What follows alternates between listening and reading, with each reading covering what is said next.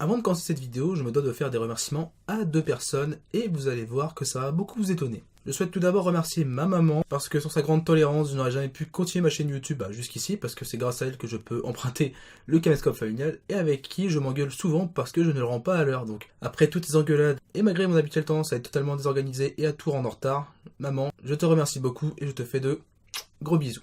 Ensuite, je souhaite tout particulièrement remercier mon père qui s'est carrément, j'ai envie de le dire, fracassé les bourses. C'est ce que je lui ai dit au moment où il a accepté de faire ça. Pour pouvoir m'acheter le nouveau caméscope que vous avez vu justement en miniature. Je l'ai reçu il y a 2 jours, ça fait 2 jours qu'ils sont au bureau parce que justement je fais les autres vidéos de cette semaine afin qu'elles sortent le plus vite possible et que je puisse les monter de manière la plus poussée possible.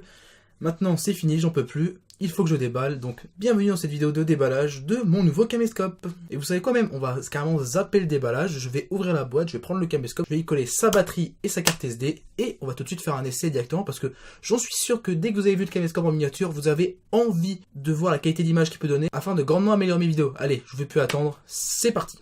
Bon, afin qu'on puisse avoir une première idée de la qualité de mon nouveau caméscope, je me suis constitué une sorte de décor un peu fouillis afin qu'on puisse avoir des choses à voir devant la caméra.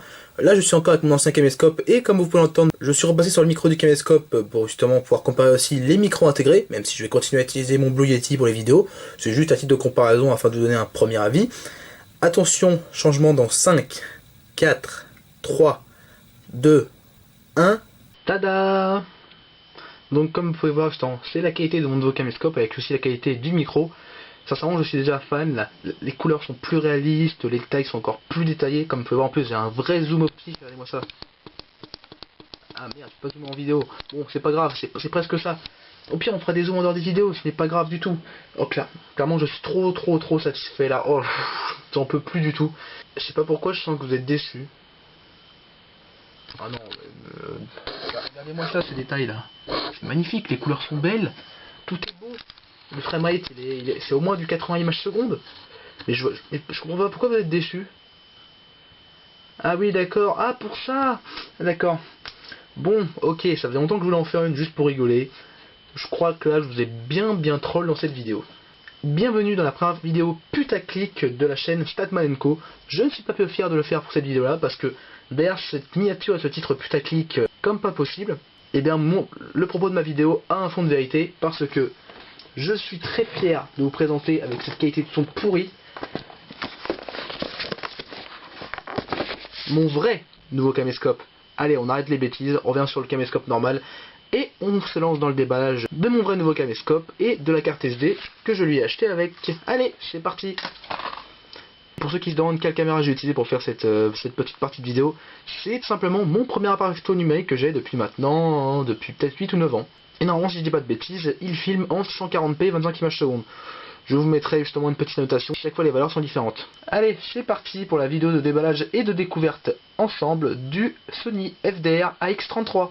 Bon, après un début de vidéo avec beaucoup de mensonges, il est temps de rétablir la vérité et on va tout reprendre depuis le début. Donc, oui, ce caméscope m'a été offert réellement par mon père pour Noël. Et sincèrement, je lui en suis extrêmement reconnaissant parce que c'est une importante somme d'argent. J'ai quand même essayé de chercher une référence de caméscope qui est à mi-chemin entre un caméscope de bonne qualité et qui ne coûte pas non plus une blindasse. Et oui, ce début de vidéo était totalement un début de vidéo putaclic, mais c'était voulu.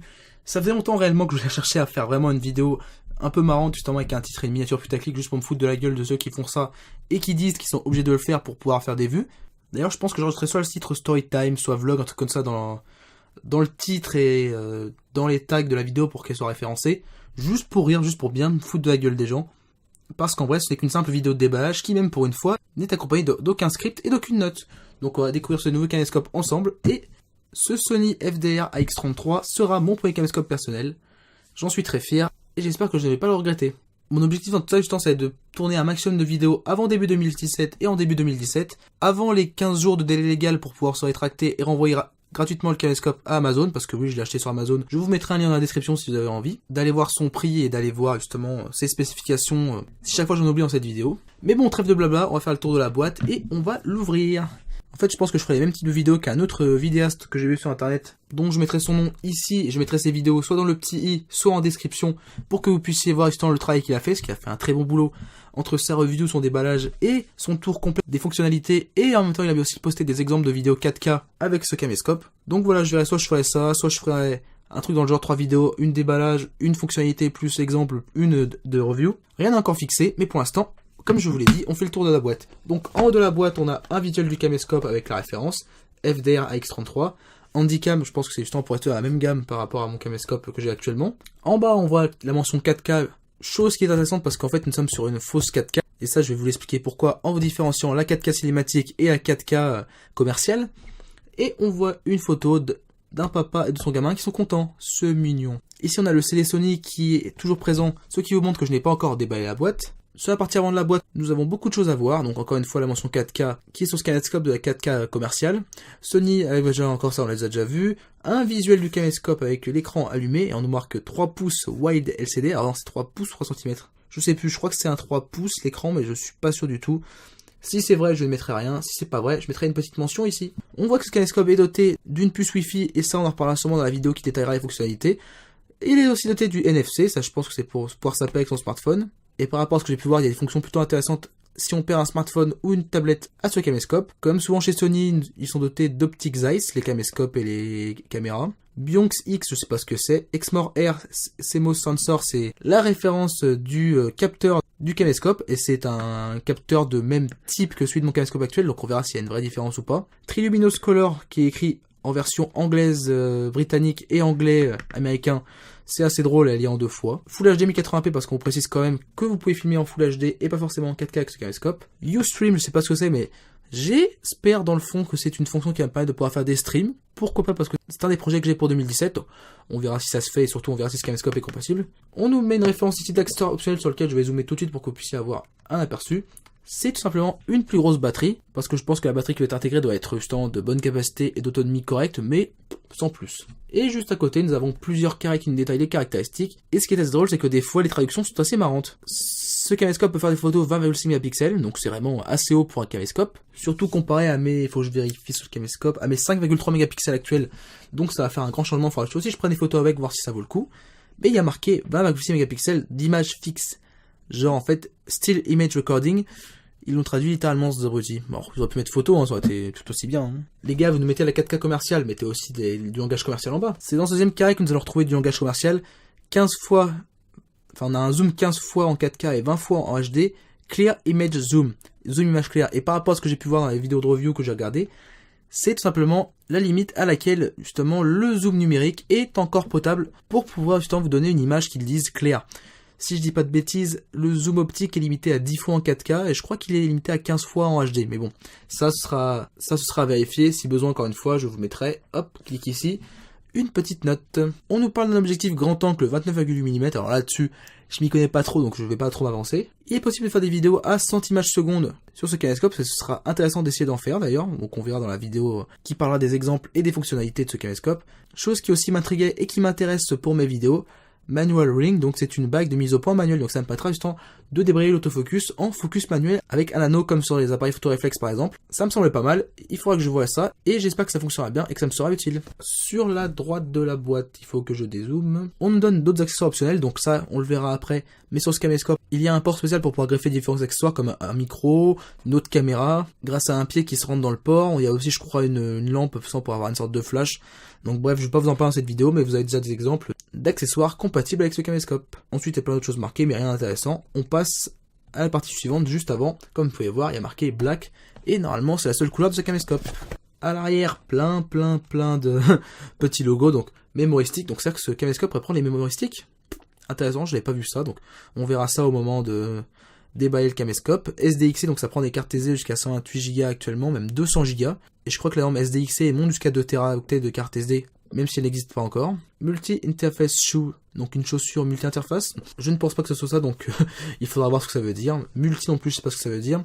XAVCS, c'est le format propriétaire de Sony pour pouvoir filmer en 4K si je dis pas de bêtises. Le format AVC HD, il est plutôt basique dans le monde de la vidéo. Et enfin, chose intéressante aussi, il faudra que je voie s'il est de bonne qualité. Le micro intégré qui est sur le dessus du caméscope est un micro Dolby 5.1, donc j'imagine qu'il sera de meilleure qualité que le micro de ce caméscope. Enfin, il y a aussi marqué HDMI parce qu'il y a un port micro HDMI, si je dis pas de bêtises, sur ce caméscope, donc on verra ça au moment du déballage. Play Memories, je crois que c'est le logiciel Sony qui peut fonctionner avec ce caméscope. Enfin, ça me semble logique parce que justement, à côté on a un logo Mac, d'ailleurs pas le logo Windows, c'est marrant.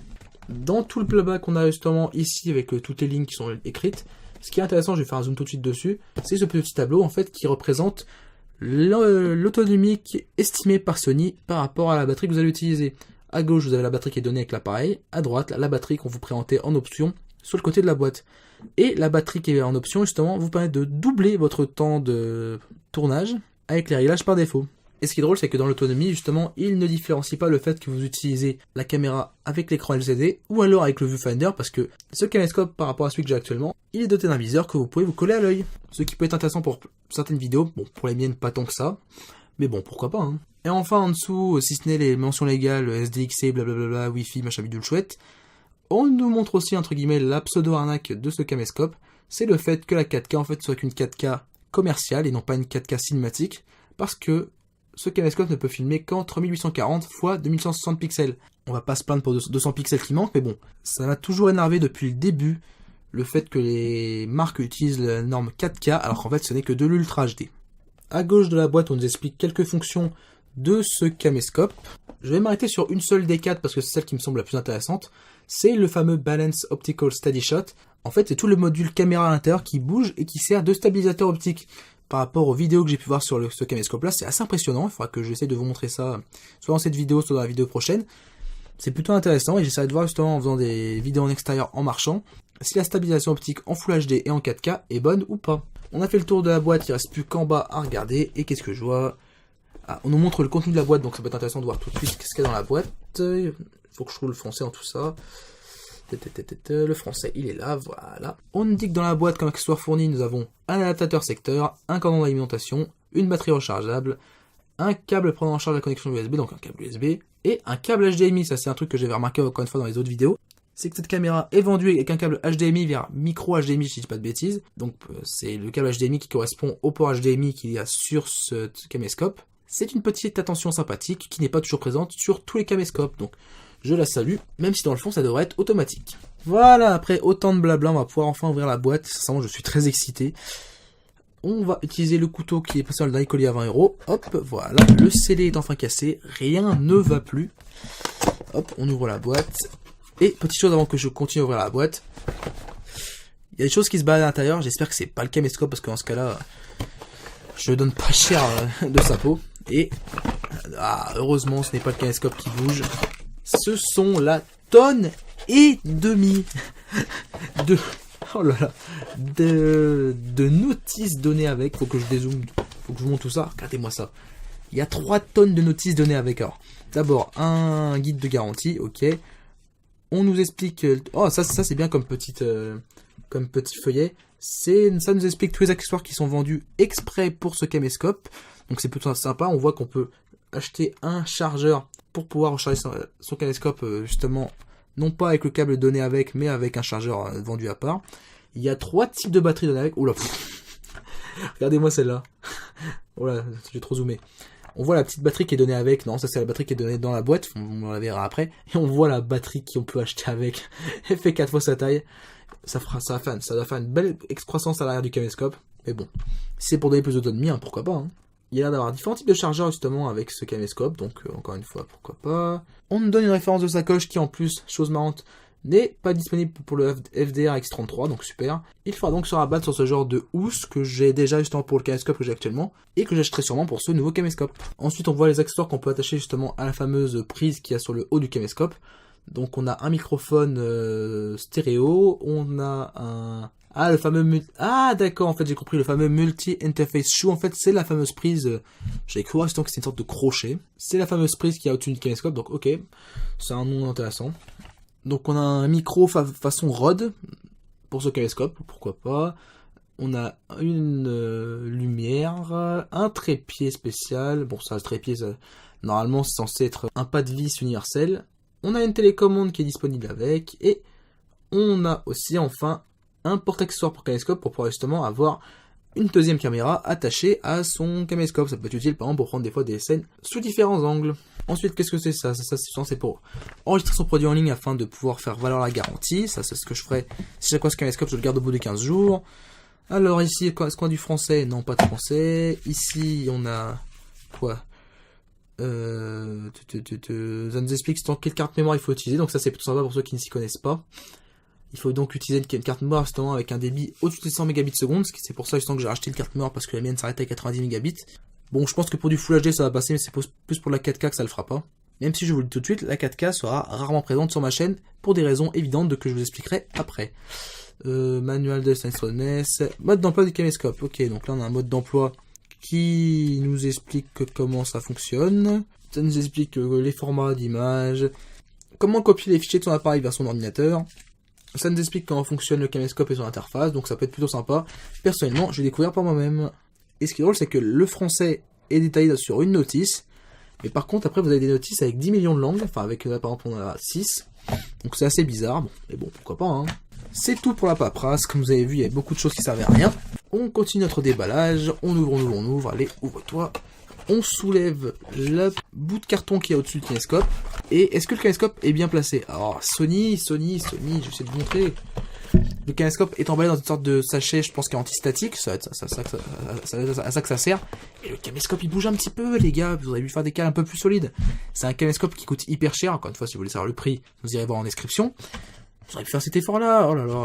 Enfin bon, c'est pas grave. On va sortir les tonnes de câbles que je vois ici. Hop. Et je vois la batterie qui est là. Donc, on va commencer par la batterie, parce que c'est le dernier truc qui va m'arriver dans les mains. Voilà. Ah, la batterie, en fait, plutôt grosse. Est-ce qu'on ne filerait pas le modèle intermédiaire de batterie? C'est intéressant, tiens, on va reprendre la petite fiche avec les accessoires. Où est-ce qu'elle est passée déjà? J'ai déjà tout foutu en bordel. J'ai déjà fait tomber la batterie, super. Quelle merde. La batterie est de référence NPFV70. Et si je reprends la petite fiche avec les accessoires, effectivement, c'est le modèle intermédiaire qui est déjà pas mal épais. Donc merci Sony de ne pas nous avoir filé le modèle le plus petit. Vous avez fait un petit effort, j'espère que la batterie est assez autonome. Si c'est le cas, je le soulignerai dans mon test. En essayant de faire un focus le plus près possible, vous pouvez voir que la batterie est une batterie de 1960 mAh. Donc pour un caméscope, c'est quand même plutôt gros. Je crois que c'est quasiment c'est plus du double de la batterie de mon caméscope actuel. Donc j'espère au moins avoir 3 heures d'autonomie avec. On verra si on arrive dans ces eaux-là. Sachant qu'on est sur un caméscope plus récent qui doit, ça se trouve, consommer un peu plus, notamment en 4K. On verra ce que ça donne en 4K et en Full HD. Je m'attends à une autonomie qui augmente un petit peu, mais pas tant que ça. Ensuite, on a le câble d'alimentation, chose qui, je le rappelle, n'est pas fournie dans le MacBook Pro d'Apple qui coûte 5000 €. Donc Sony le fournit, pas Apple. Encore une fois, ça me permet de pouvoir troller un petit peu. Le fameux câble...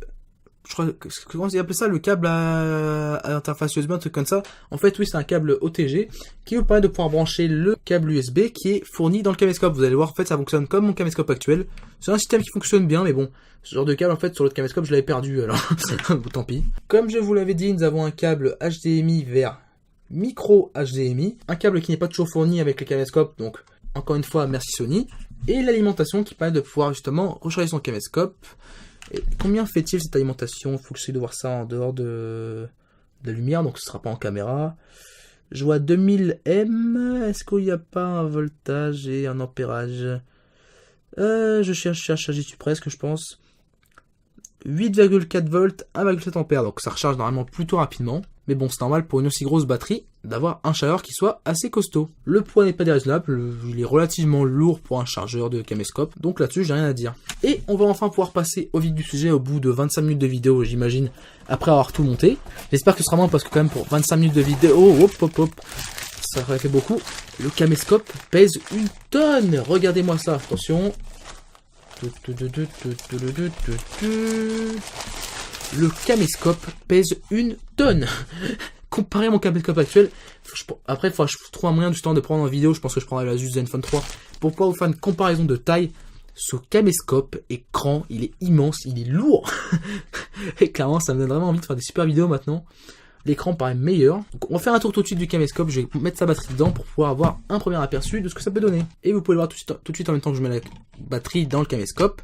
Donc déjà, petite excroissance qui arrive au niveau du viewfinder. Et c'est sur ce point que j'allais venir, le fameux viewfinder qui vous permet de pouvoir filmer avec un œil collé au petit écran. Attention, et hop, clac. L'écran est meilleur, ça se voit tout de suite, dès qu'on l'ouvre, l'écran est meilleur. Hop, français, j'ai mis le caméscope en français, l'heure, Lisbonne-Londres, non, oh mais comment je vais faire? Là, comme ça, Berlin-Paris, oui. Je vais mettre à ma main tout de suite. Et zoomer sur l'écran. L'écran est quand même meilleur que sur mon caméscope actuel, ça je peux le dire tout de suite. En fait, je vois mon viewfinder, je regarde ma vidéo dans le viewfinder et je regarde à côté, c'est meilleur. Heure d'été désactivé. Ah, la batterie est faible, ça c'est logique, oui. Vas-y, dis-moi pas que ça va s'arrêter tout de suite.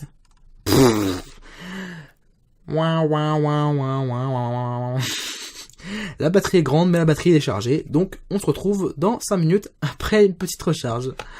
Ah, premier fail de cette vidéo. Bon, vous savez quoi, pendant le temps que monsieur le gros caméscope se recharge tranquillement, on va déballer l'accessoire que j'ai acheté avec, qui m'a coûté je crois une quarantaine d'euros, encore une fois, je mettrai le lien Amazon dans la description. C'est cette carte SD Lexar, ça c'est une marque que j'ai jamais testée en termes de carte SD. Je me suis acheté une carte SD 64 Go avec un haut débit justement qui est adapté à la 4K, donc c'est du 150 Mbps. Dans les faits, je voulais m'acheter une carte SD qui correspondait justement à mon nouveau caméscope en termes de standing.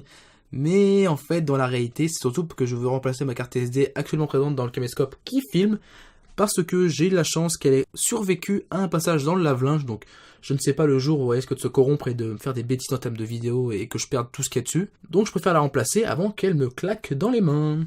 Et ce que j'avais dit sur les réseaux sociaux par rapport à cette carte SD, parce que à tous ceux qui prennent le temps de me suivre sur Facebook, c'est que pour une carte SD, je n'avais jamais vu un emballage aussi soigné. D'habitude, c'est toujours un emballage dans une petite plaque de carton avec un morceau de plastique recouvert dessus. Là, on est sur une vraie boîte en carton et j'imagine qu'à l'intérieur, on doit avoir un rangement qui doit être convenable. Encore une fois, trêve de blabla, on va tout déballer tout de suite. Je vais casser le scellé immédiatement. Hop, clac, voilà. Sur les côtés, ça nous répète les specs de la carte SD. En dessous, plein de petits logos. Allez, vu que c'est un petit peu un beau jour aujourd'hui, on va les détailler. Donc SDXC, pas de souci. C'est une carte classe 10 et catégorie 3. Ça c'est la nouvelle classification des cartes SD. Catégorie 3 et 2. Je sais plus ce que c'est, mais bon, ça c'est adapté à la 4K. Oui, c'est de la UHS 2. Oui, c'est ça, voilà, c'est le type de mémoire qui compose cette carte SD, donc c'est de la mémoire qui est rapide. Faites tourner la carte SD pour qu'elle fonctionne, ne l'achetez pas à la poubelle parce qu'elle est haut de gamme, renversez-la dans tous les sens, faites-la tourner pas 10 fois mais 20 fois sur elle, et cette fois-ci c'est pas du China Export, mais plutôt certification européenne, ou si par hasard la carte SD ne fonctionne pas, ce sera plutôt 7 tétrons. À l'arrière du blabla commercial, une vitesse inégalée qui permet d'accélérer nettement le flux de travail lié au traitement des photos numériques. Donc déjà on parle d'une carte mémoire pour les photos, donc malheureusement elle n'est pas compatible vidéo, je suis désolé mais je me suis trompé de carte SD, tant pis. Non je plaisante, bon ils veulent insister sur le fait que c'est une carte SD qui peut être bien pour les photos. Mais enfin bon, on va ouvrir cette boîte. Voilà, ouvre cette boîte et à l'intérieur. Et mais comme je vous l'avais dit à l'intérieur, la carte SD est très bien emballée. Dans un petit... En fait c'est pas beaucoup plus élaboré que d'habitude mais cette petite pochette en plastique est vraiment sympathique. Je vois qu'ici qu'il y a un trou, donc je sais pas à quoi il sert, est-ce qu'il y a un truc qui est resté dans la boîte? Non, pourtant rien n'est resté dans la boîte. On a un petit livret pour nous donner la référence de leur logiciel gratuit. Et je ne dis pas de bêtises avec le code justement pour permettre d'activer ici, que je prendrai le temps de bien flouter au montage. Haha. Et la carte SD, si on la sort de son petit bac en plastique, elle est suremballée dans une protection. Donc ça peut permettre justement, lorsque vous vous déplacez avec votre carte SD dans votre sacoche, de pouvoir la protéger. La carte SD elle-même, bah, en fait, c'est une carte SD tout à fait classique, mais qui brille un petit peu, comme vous pouvez voir au reflet de la lumière. Et donc, c'est maintenant avec cette carte SD SDXC classe 10, catégorie 3, UHS 2, que je filmerai mes vidéos avec ma nouvelle caméra. Allez, on revient sur la grosse bête qui a eu le temps de charger un petit peu, afin de terminer cette vidéo. Voilà, je l'ai laissé surcharger pendant une petite demi-heure, j'espère qu'il sera chargé pour aller au bout du premier démarrage. Et maintenant, on va le rouvrir, voir si ça fonctionne. Hop, clac, ok. Alors, je vais essayer de tout faire comme tout à l'heure, zoomer sur l'écran, clac. Non, pas plus 2, plus 1. Réglage d'heure d'été désactivé. Jour, mois, année, oui. Oh là, quelle date, quelle heure ok. Ok. Ça nous explique qu'il faut télécharger Play Memories pour mobile et pour PC. Ok, avec un petit QR code sympathique. Et nous pouvons accéder à notre caméscope. Hop, je vais refermer tout de suite, super. Là on est en 4K, ça se voit, pour moi ça arrive seulement. Donc ça vous sert pas à grand chose à vous de regarder, mais voilà, pourquoi pas. À ce que je peux voir, ça s'appelle la colorimétrie du caméscope. Est un peu fade là, j'espère qu'elle est réglable. Donc je suis en dehors de la caméra, c'est fait exprès, j'essaie de vous expliquer en même temps ce que je fais, avant de vous faire un petit tour du caméscope. Je vais juste regarder rapidement. Donc déjà, on va aller... Hop, clou, ok. Donc bref, ça je verrai tout à l'heure, c'est pas grave. Donc on va commencer par un tour complet du caméscope en vous montrant toutes les prises, parce que sur ce caméscope, des prises, c'est pas du tout ce qui manque. À l'arrière du caméscope, vous avez le viewfinder qui est dépliable, heureusement parce que sinon il serait collé au caméscope. Hein. Et comme vous voyez, dès que vous dépliez le viewfinder, ça fait comme si vous appuyez sur le bouton power à l'intérieur. Hop, vous pouvez filmer. Là, je vais jeter un œil au viewfinder, voir ce qu'il donne. Et je vais donner mon commentaire tout de suite. Ce viewfinder, il est vraiment sympa. Là, je suis en train d'être dedans. Bon, je suis plus du tout habitué, donc ça fait que j'ai mes cils qui se collent un peu trop. Mais clairement, c'est vraiment une bonne réplique de l'écran LCD. Je dirais qu'il est un peu moins bon que l'écran LCD, mais pour un viewfinder, en même temps, ça fait longtemps que je n'en avais pas regardé un. C'est vraiment plutôt pas mal. J'essaierai de vous donner un petit peu mon commentaire complet une fois que j'aurai testé un peu plus en profondeur. Donc hop, maintenant le viewfinder, on le replie, clac, clac, et le caméscope s'arrête. Vraiment bien pensé de la part de Sony. Donc là on a la batterie en excroissance, on a le bouton d'enregistrement qui est toujours au même endroit par rapport à mon modèle, sauf que là maintenant il est en chromé au lieu d'être en mat. Et chose intéressante qui vous montre comme l'optimisation qui a été faite au niveau des prises, la prise de recharge elle se trouve ici dans une prise qui se bascule. C'est vraiment une très bonne chose, alors que sur ce caméscope là, c'est une sorte de trappe haute part. Vraiment c'est ce qui m'a marqué tout de suite dès que j'ai commencé à faire le tour moi-même du caméscope hors caméra. C'est de vous mettre le caméscope, voilà la prise DCI. Vraiment là, il y a vraiment de l'effort d'optimisation pour pouvoir intégrer le maximum d'IO sans que toutefois ce soit mal organisé et que ça prenne beaucoup de place. Donc hop, on referme et on passe au côté gauche. Le côté gauche renferme, comme vous pouvez voir ici, essayer de faire que la lumière soit pas trop brillante. Et on a un logo NFC, pourtant c'est là où se trouve normalement la puce NFC pour pouvoir appairer votre caméscope avec un smartphone ou une tablette. Ici vous avez une petite trappe qui se glisse et qui a une sorte d'aimant enfin c'est pas un aimant, pas un élastique non plus, un ressort je pense. Clac, clac, on sent qu'il y a quelque chose qui flotte, donc c'est soit sur ressort, soit une sorte de glissière. Si on baisse ça, on peut voir à l'intérieur que la prise rouge sert à brancher un micro et que le micro serait auto-alimenté. La prise verte sert à brancher un casque pour vos enregistrements afin de pouvoir avoir un retour direct dans vos oreilles du son qui est enregistré par le caméscope. Et en dessous, on a une prise multi qui a une forte ressemblance avec une prise femelle micro USB. Mais bon, étant donné que je connais pas trop, je ne vais pas m'avancer. On referme la trappe. Clac. Ici, dans la sangle permettant de prendre le caméscope en main, on a, comme je vous l'ai dit, et c'est le cas sur beaucoup de caméscopes Sony, un petit câble USB qui permet de pouvoir le relier à l'ordinateur et qui est extensible avec le câble USB OTG qui est ici. Clairement, moi j'ai toujours apprécié ce genre de design fait par Sony. Je sais qu'il y a des gens qui n'aiment pas, mais moi personnellement j'aime beaucoup. Certes, c'est un peu embêtant quand vous avez un ordinateur de bureau parce que c'est pas toujours pratique, mais bon, dans ce cas vous utilisez le câble OTG. Mais pour moi qui utilise un ordinateur portable, je trouve que c'est très bien. À côté, nous avons les logos SDXC et le logo Memory Stick. Alors j'ai toujours pas trouvé le port Memory Stick, mais bon, on va voir si on le trouve ensemble. On a le fameux 15 fois Clear Image Zoom. À l'avant, nous avons l'optique du caméscope, donc c'est logique. Hein. Visio Sonar T, Wide 10 fois Optical, et c'est là où la vérité rattrape le commercial. Le zoom optique réel va jusqu'à 10 fois optique Zeiss. Et chose intéressante, j'essaie de vous montrer tout de suite en me mettant de côté avec le caméscope, c'est que ici, la bague est rotative. Elle permet de pouvoir régler manuellement le focus, mais on peut le configurer pour que ça serve à d'autres choses, comme par exemple régler la balance des blancs. Je sais plus, il y a d'autres choses dans ce genre là, mais en tout cas grâce à ce bouton, et ça me permet de faire une transition avec le côté droit, grâce à ce bouton manuel on peut affecter différentes fonctions à cette bague rotative, et c'est une bonne chose. Encore une fois la marque Zeiss ici, on a la mention 4K, XAVCS, Wi-Fi, la référence FDR-X33, Handycam, 20,6 mégapixels pour les photos, Sony, 4K. Au-dessus, nous avons Exmor Air Balanced Optical Steady Shot. Ici, le bouton pour pouvoir switcher des photos aux vidéos. Au-dessus du caméscope, le bouton pour prendre les photos. La molette de zoom qui pour l'instant est encore assez rigide. Moi qui suis habitué à ma molette de zoom toute fluide et qui n'a aucune retenue. J'avoue que quand j'ai commencé à prendre en main celle-ci, ça m'a fait un peu bizarre. Donc j'espère que je m'y habituerai avec le temps. Ici, on a la fameuse Multi-Interface Shoe. Donc il faut la défaire, je sais plus, j'ai déjà fait ça. Hop, ici, il y a une petite trappe. Clac, voilà. Et on a une prise ici pour pouvoir brancher les fameux accessoires vendus séparément pour ce caméscope. On la referme comme ça. Alors c'est assez galère à refermer, c'est bizarre.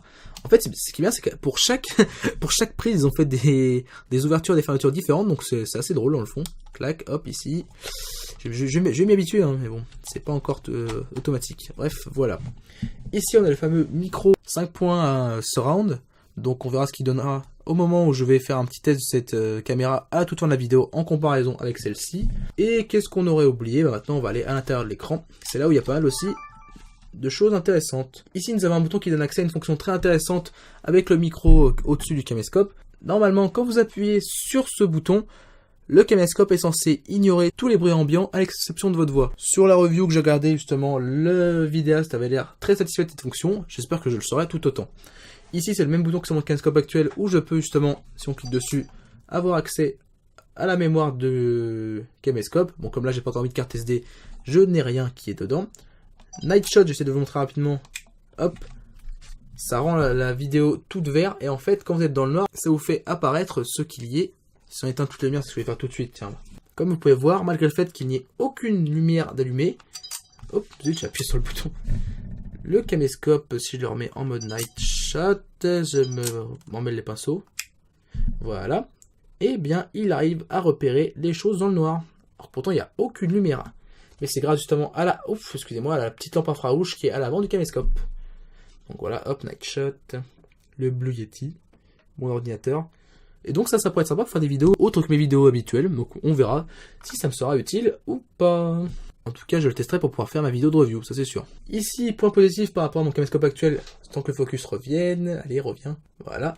C'est la présence d'un bouton pour pouvoir éteindre manuellement, si l'on veut, le caméscope, afin que nous puissions éteindre le caméscope avec l'écran ouvert, alors que sur la version que j'ai du caméscope qui filme actuellement, il n'y a pas de bouton et on peut l'allumer ou l'éteindre en fermant l'écran. Ensuite, nous avons ici en bas la prise HDMI qui est cachée sous un port. Et on voit qu'il y a une seconde prise qui n'est pas disponible, donc je pense qu'ils doivent reprendre cette même architecture de caméscope pour faire plusieurs modèles. Donc je ne sais pas ce qu'il était censé y avoir là-dedans, mais bon, en tout cas, la prise n'y est pas. Et ici, comme vous pouvez le voir, il y a une trappe qui normalement est censée accueillir les cartes micro SD jusqu'à SDXC et les cartes mémoristiques, à ce que je vois par rapport au logo. Mais chose amusante, je ne vois qu'un seul port carte SD pour ce caméscope. Donc est-ce que le port accepte tout autant les mémoristiques que les cartes micro SD? Bah, vous savez quoi, on va essayer ça tout de suite. J'ai ma PSP qui est à portée de main. Dedans, il y a forcément une carte mémoristique. Hop, voilà, comme quoi c'est utile d'avoir une PSP à portée de main quand tu fais une vidéo sur un caméscope Sony. Je vais essayer de mettre ma mémoristique dedans. Hop, on met le caméscope dans la vue. Hop. La mémoristique a l'air de rentrer, mais elle ne veut pas aller jusqu'au bout. Alors, je sais pas s'il était en mauvais sens. On va regarder. Je la mets dans l'autre sens. Et oui, hop, clic. Ma mémoristique, elle est rentrée. Maintenant, si on allume le caméscope, accès, préparation de fichier de la base d'image, de données d'image, pardon, excusez-moi. Je dézoome un peu. L'écran de ce caméscope est vraiment plus beau que celui que j'ai actuellement. C'est du grand luxe. Donc oui, il me dit que la carte mémoire est pas assez grande pour pouvoir accueillir des films en 4K, ce qui est logique, c'est une carte qui fait... Donc ouais, je peux même pas filmer du tout, oui parce que je suis encore en 4K normalement. Je peux pas filmer du tout avec, mais en tout cas, on peut utiliser des cartes mémoristiques avec, donc c'est une bonne chose. Donc ça signifie que c'est un port combo. Je savais pas que ça existait, un port combo mémoristique carte SD. Ce qui est bête, c'est que ça aurait pu servir sur les ordinateurs, ça par exemple pour éviter de mettre un port mémoristique et un port SD sur les tours, mais bon. Hein, je ne suis pas designer d'ordinateur, et ça se trouve, ça ne fait que récemment que ça existe. Alors, chose amusante, là, d'habitude, les cartes SD, il n'y a qu'un seul rang de broches métalliques qui sont visibles. Là, il y en a deux. Donc, je pense que ça doit être lié à la vitesse et au type de mémoire qu'il y a à l'intérieur. Pourquoi pas. On va essayer de rentrer comme mémoristique, ça pourrait être pas mal, ça rentre dans le même sens. Voilà, clic, clic. Ça prépare le fichier d'image. Et c'est là-dessus que l'on va s'arrêter. Par rapport au déballage et à la présentation du caméscope, on va mettre mon caméscope qui filme actuellement et mon nouveau caméscope l'un côté de l'autre, et je vais filmer sûrement avec mon Asus Zenfone 3. Chose intéressante, j'ai 2h10 de vidéo 4K en 25 images secondes avec une carte SD de 64 Go. Donc sincèrement, je ne filmerai que très rarement en 4K. Bon, c'est pas des plus jolis comparé à un caméscope, mais au moins vous pouvez voir la différence de taille entre mon nouveau caméscope et le caméscope avec lequel je filme depuis le début de cette vidéo, et même quasiment toutes mes vidéos depuis le début de ma chaîne. Comme vous pouvez voir, ce caméscope là est bien plus mastoc. J'espère clairement que la qualité d'image va augmenter et qu'elle pourra rattraper la qualité de mon son qui est clairement très correcte depuis maintenant longtemps.